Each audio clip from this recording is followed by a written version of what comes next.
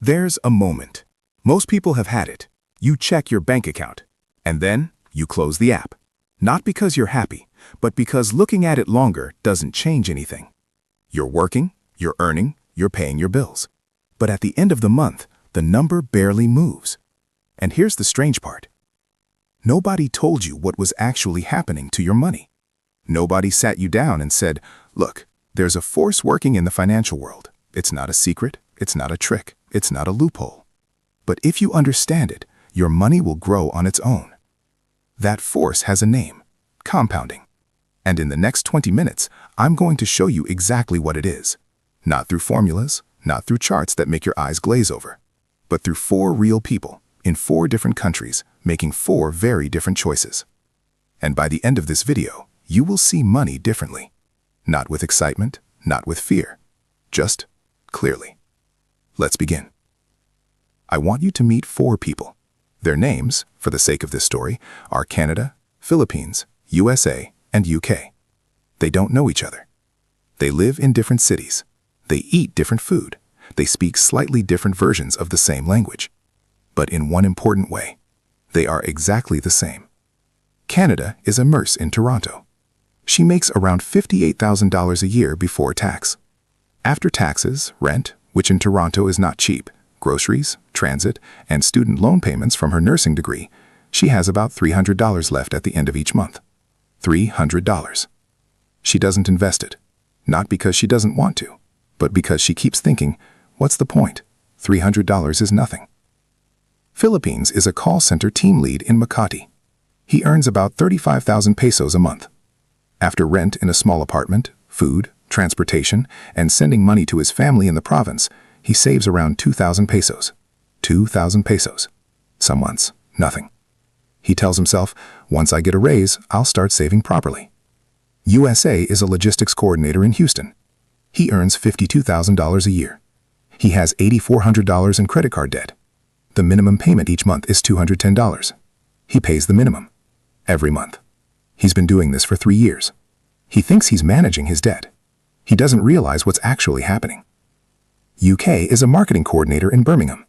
She earns £29,000 a year. Her employer auto-enrolled her in a workplace pension.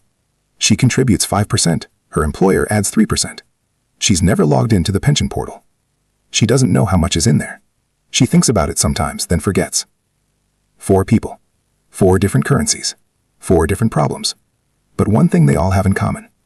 Compounding is already working in their lives. The question is it working for them or against them? Let's slow down, because before we go further into their stories, you need to understand something. Something that most people were never properly taught. Compounding is not a financial product. It's not something you buy. It's not something a bank sells you. It's a process. A process where something grows, not just because you add to it, but because the growth itself starts growing. Here's the simplest version I can give you. Imagine you plant a tree. Year 1, it grows a few branches. Year 2, those branches grow their own smaller branches.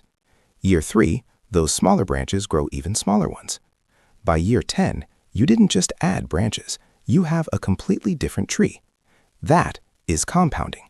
The original trunk grew, but more importantly, every branch that grew kept growing too. Now let's make that real. Let's say you put $1,000 into an investment that grows at 8% per year. After year 1, you have $1,080. After year 2, you have $1,166. Not $1,160, $1,166. Because the $80 you earned in year 1 also earned interest in year 2. That's $6 extra. Sounds small, right? Keep watching. After 10 years, that $1,000 becomes $2,159. After 20 years, $4,661. After 30 years, $10,063. You put in $1,000. You touched nothing. After 30 years, $10,000. Now imagine not $1,000, but a habit. A consistent monthly habit. Remember Canada? She has $300 left at the end of each month, and she thinks it's not worth investing. Let me show you what that $300 could actually do. If Canada invests $300 every month from age 26 into a diversified low-cost index fund, the kind that broadly tracks the market, like what you'd find in a TFSA in Canada, or a stocks and shares ISA in the UK, or a Roth IRA in the US. And if that fund grows at a historical average of roughly 7% per year after inflation, by the time she's 56, that's 30 years, Canada would have contributed $108,000 of her own money, but her actual balance, around $340,000. $108,000 in, $340,000 out. The extra $232,000 came from compounding, from branches growing branches. But she thinks $300 is nothing. That is the first compounding secret.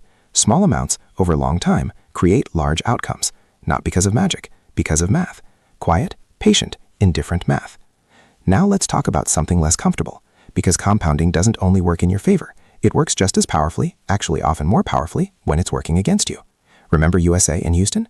$8,400 in credit card debt. He pays the minimum, $210 a month. The interest rate on his card, 24.99%.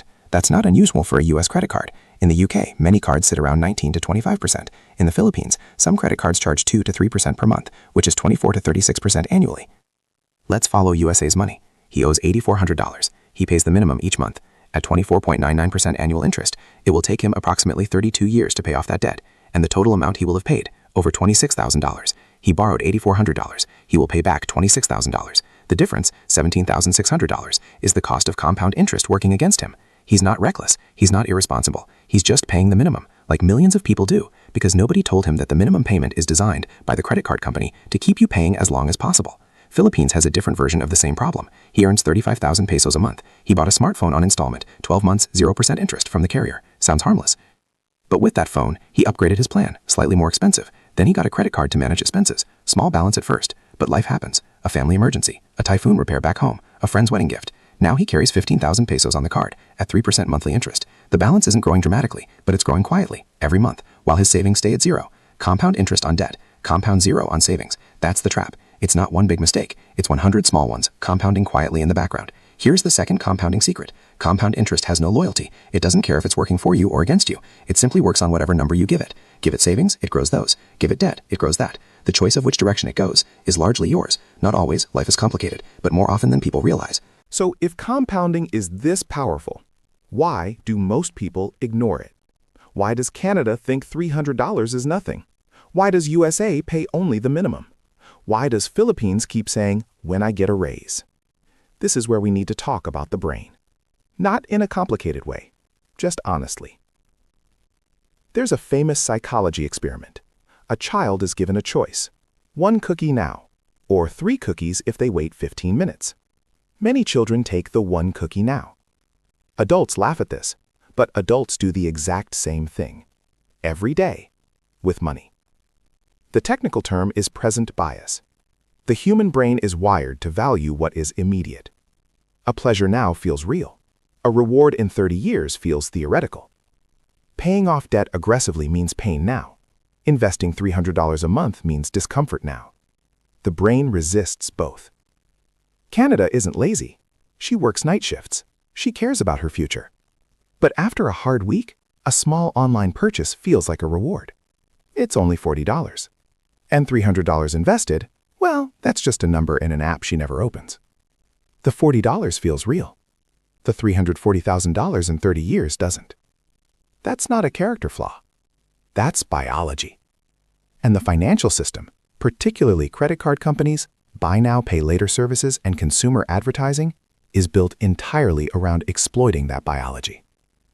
And then there's UK. She has a pension she's never looked at.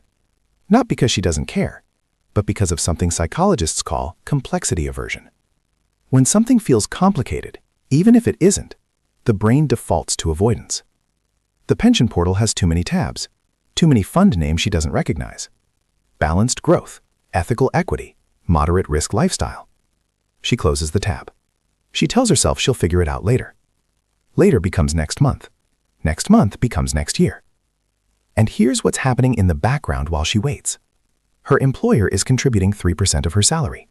That's free money, added to her pension, every month, compounding, growing, quietly, even though she never looked. This is the third compounding secret. Time doesn't wait for you to feel ready. Compounding doesn't pause while you figure things out. It doesn't care about your confusion or your busy schedule, or the fact that you meant to start last year. It just keeps running. The question is only this: are you running with it? or standing still while it runs past you. Now, about those 21 days. I want to be honest with you here, because there's a lot of content online that says things like 21-day wealth challenge, 21 days to financial freedom. Do these things for 21 days and transform your finances. And that's not what this is. You cannot compound your way to wealth in 21 days. Anyone who tells you that is either uninformed or selling something. But here's what is true about 21 days.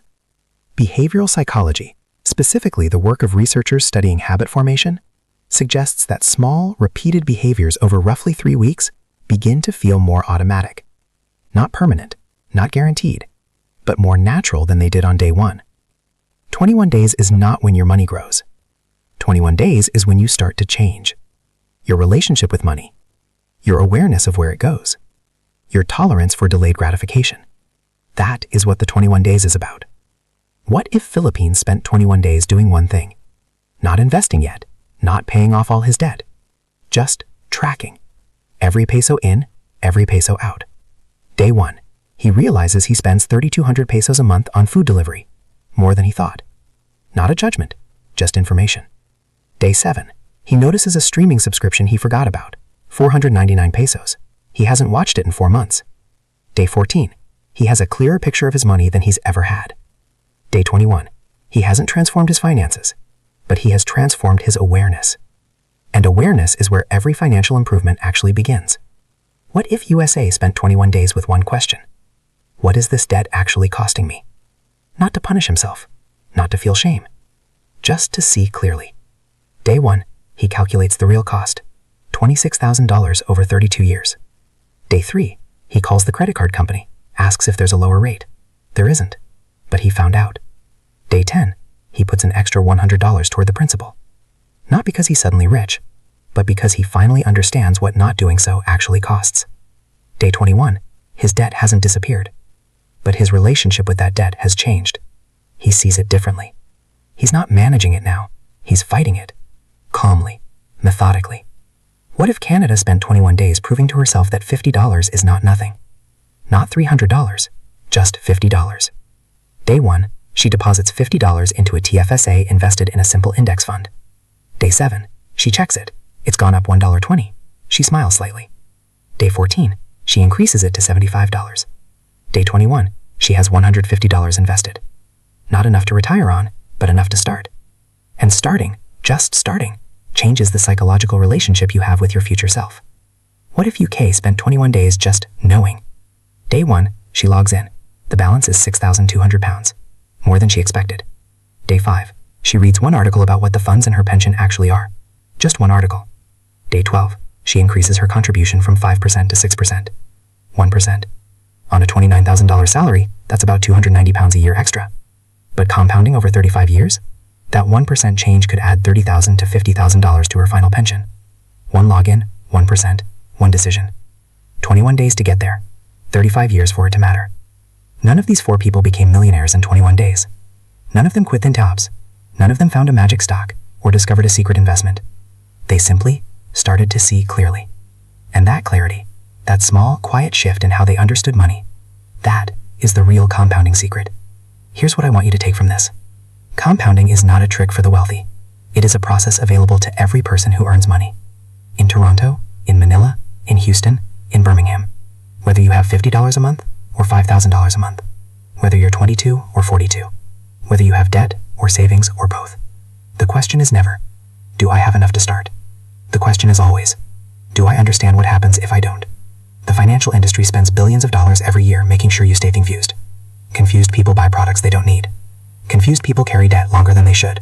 Confused people save less than they could. Not because they're foolish, but because the system benefits from their confusion. Understanding compounding doesn't make you immune to that system, but it gives you a lens. A way to look at any financial decision and ask, is this compounding working for me or against me? That one question, asked consistently, over years, is worth more than any hot stock tip, any YouTube course, any 5-step plan. Canada still has hard months. Philippines still sends money home to his family. USA still has debt. UK still finds the pension portal slightly confusing. Life didn't get simpler, but they each made one small decision. And that decision is now compounding, quietly, every day, whether they're watching or not. That's how money grows. Not loudly, not dramatically, but patiently. over time, with or without your attention. The only question worth asking today is, which direction is yours growing? If this gave you something to think about, not excitement, not fear, just clarity, then this video did its job. If you want to go deeper on any of this,